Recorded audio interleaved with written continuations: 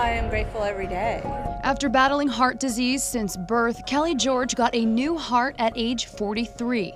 And while she doesn't know how her donor died, that person gave Kelly a second chance at life. I think this person was a young person, which makes it difficult, but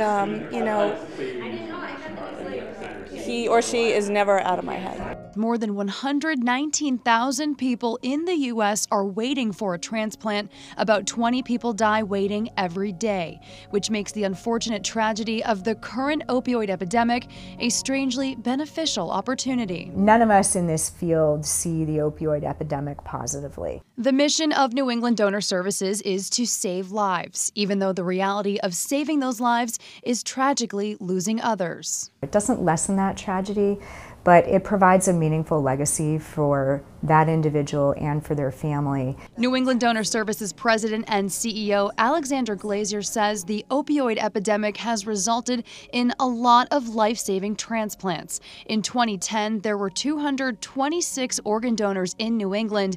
8 were people who died from overdoses. In 2015, the number rose to 54 overdose donors. Last year, it was 92. That's a jump from 4% of organ donors to 27%.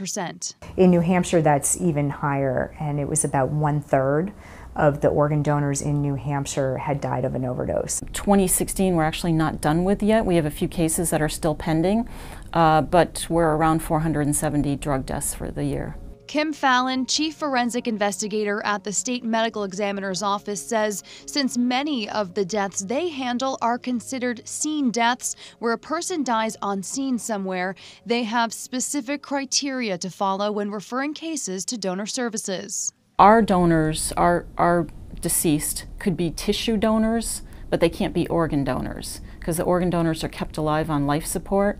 If a potential tissue donor was a known IV drug user, they will not refer the case for donation because tissue is considered life-enhancing.